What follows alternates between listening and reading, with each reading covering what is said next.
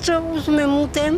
չեմ կարողացել առնեմ, փողոց չի երիքել։ Թանկացում է, հայել թանկացնում է։ Այս կանին տվեցի 960 դրամ։ Իրանք ճոխ-ճոխ ապրում են, ճոխ-ճոխ ուտում խմում են։ Ինչ ուզում ալնի, աղել թանկացել է։ Աճակոստերը դժվար։ Պատճառը բռնում են լարսը, բայց ամառը ավելի թանկանում է։ Մի քիչ չի թանկացել, ընդհանրապես թանկացել է 50%-ով։ Թոշակով ոչ կարա շուկա գնաս, ոչ կարա խանութ գնաս։ Ինչն է էժան, մարդու կյանքը, թե չէ ամեն ինչ է թանկ է։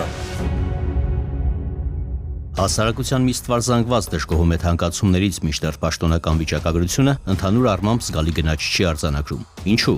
Նախ պետք է հաշվի առնել, որ հասարակությանը պետությունը չի ներկայացնում,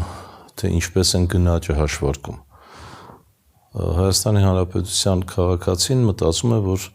գնաճը դա այն ապրանքներն են, ապրանքների գներն են կամ դրանց թռիչքը, որ մենք ամենօրյա կտրվածքով կամ պարբերաբար գնում ենք խանութներից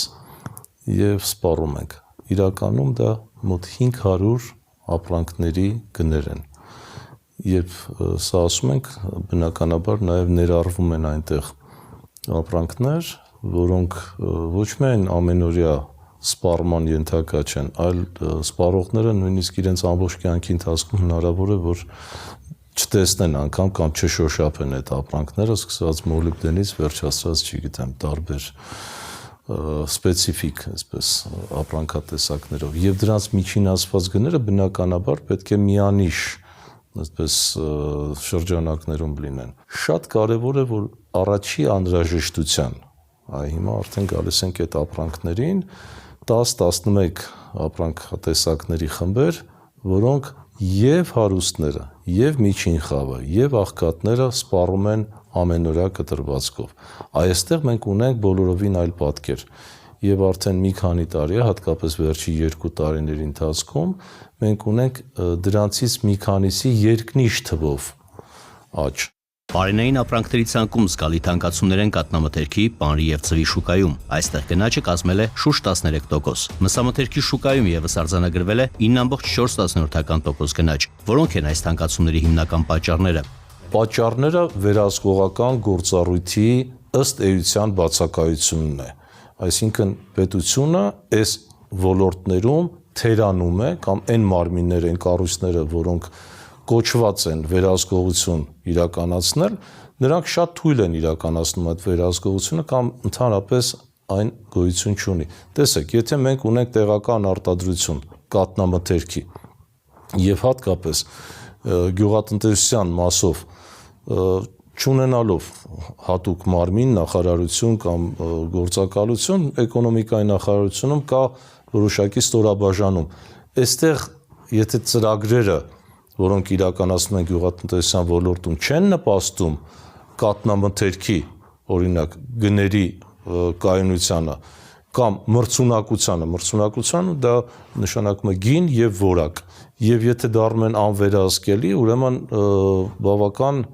կարևորվում է պետության միջամտությունը տնտեսական քաղաքականությամբ ընդհանրապես, ոչ միայն գյուղատնտեսության մասով, այլ նաև հարակից ոլորտներով, որովհետև սա փոխկապակցված երևույթ է եւ գնաճը մի ոլորտում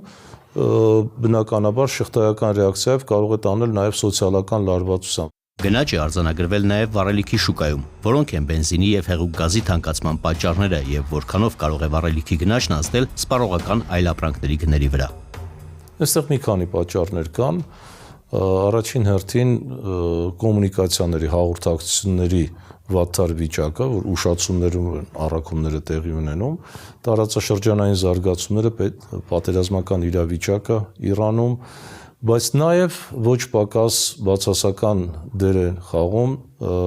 բացասական սպասումները։ Եվ քիչ չեն դեպքերը, երբ տնտեսվարողները, որոնք ներկրել են գազը, հատկապես հեղուկ գազը կամ բենզինը ավելի էժան գնով, միայն կանխատեսումներից ելնելով, սուբյեկտիվ կանխատեսումներից եւ բացասական սպասումներից ելնելով անմիջապես բարձրացնում են գինը։ Ներմուծումները կարող են շարունակվել նույն ցածր գներով, բայց տեղական շուկայում արդեն իրավիճակը կարող է փոփոխվել։ Այս դեպքում ստիպված են գնել այն արժեքով, այն գնով, որը տալիս է տնտեսվարող։ Ինչ քայլեր պետք է ձեռնարկի պետությունը գնաճի բացասական հետևանքները քաղաքացիների համար մեղմելու ուղղությամբ, որքանով է արդյունավետ սոցիալական քաղաքականությունը։ Ճիշտ կլինի ընդհանրապես, որ պետությունը ոչ թե առանձնացնի մեկը մյուսից, այլ սոցիալ-տնտեսական քաղաքականություն իրականացնի, ցանկացած տնտեսական խնդիր դիտարկի նաև սոցիալական գնի կամ սոցիալական հետևանքների տեսանկյունից։ Եվ այս առումով կարևորում են հատկապես եւ կարգավորիչ գործառույթը պետության, բայց հատկապես վերահսկիչ գործառույթներ։ Բազմաթիվ ապրանքների գծով եւ ծառայությունների նույնպես, եթե վերահսկողական գործառույթը պատշաճ մակարդակով չի իրականացվում, ապա դա մեսեջ է տնտեսվարողներին, որ կարող եք բարձրացնել այնքան, որքան կարձագանքի պահանջարկը։ Եթե փորձենք գնահատել այսօր իրականացվող քաղաքականությունը, ապա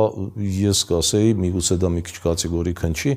նման քաղաքականություն բացակայում է, այսինքն փոխկապակցվածություն տնտեսական քաղաքականության եւ սոցիալականի միջև եւ դրան էլ եթե հավելենք վերահսկողություն, որը անհրաժեշտ է, ապա այս կապը բացակայում է։ Որքանով է գոհացուցիչ իրականացվող տնտեսական քաղաքականությունը, ինչ քայլեր են անհրաժեշտ արդյունաբերության, գյուղատնտեսության ոլորտներում բեկումնային աճ ապահովելու համար։ Տնտեսությունը դա միայն ծրագրեր չեն, որոնք կազմվում են կաբինետներում եւ փորձում են իրականացնել։ Դա առաջին հերթին այն վտանգները, ռիսկերն ու սպառնալիքներն են, որոնք գոյություն ունեն տնտեսության մեջ, որոնք մենք պետք է անպայման գնահատենք, հաշվի առնենք եւ գնանք դրա կրճատման եւ վնասազերծման ուղղությամբ, որպեսզի ունենանք տնտեսական անվտանգություն, որից սկսում է զարգացումը։ Եթե մենք ունենք սպառնալիքներ եւ փորձում ենք զարգացնել տնտեսությունը առանց հաշվի առնելու գոյություն ունեցող սպառնալիքները, մեզ չի հաջողվի ոտքի կանգնացնել ազգային տնտեսությունը։ Ուրեմն առաջին հերթին պետք է սկսենք սպառնալիքներից, գնահատական տանք, թիրախավորենք, կրճատենք, եթե հնարավոր է նաեւ առանձին ոլորտներում վերացնենք։ Դա վերաբերվում է պարենային անվտանգությանը առաջին հերթին, դա վերաբերվում է էներգետիկ անվտանգությանը, ֆինանսական անվտանգություն, ժողովրդագրական անվտանգություն եւ այլն։ Եթե մենք այս սպառնալիքների խումբը չդիտարկենք, ապա մեզ չի հաջողվի ուրեմն ստեղծել ազգային տնտեսություն, մրցունակ տնտեսություն։ Իսկ մրցունակ տնտեսության համար մենք նաեւ պետք է հաշվի առնենք մեր մրցակցային առավելությունները առաջին հերթին։ Տեսնենք մարդկային կապիտալը Հայաստանի Հանրապետությունում բավարար է ծրագրերը կիրառելու համար կամ իրականացնելու համար։ Այսինքն կան այն մասնագետները, որոնք պետք է կյանքի կոչեն այդ ծրագրերը, թե ոչ։ Շատ դեպքերում կա խզում ծրագրերի միջև եւ այն ներուժի, որ ունի Հայաստանի Հանրապետությունը։ Կա նաեւ հակառակ պատկերը։ Ունենք մասնագետներ Հայաստանի Հանրապետությունում, որոնք դեռ չեն արտագաղթել, աշխատում են երկրում, բայց նրանք ստիպված վերամասնագիտանում են, որովհետև չեն կարողանում զբաղվել իրենց աշխատանքով։ Ուրեմն այստեղ պետք է նախ եւ առաջ հաշվառել, հստակ հաշվառել բոլոր ռեսուրսները, մարդկային ռեսուրսներ, հանքահումքային ռեսուրսներ, ֆինանսական ռեսուրսներ, արտադրական ռեսուրսներ եւ միայն դրա հիման վրա կառուցել հեռանկարային ծրագրեր։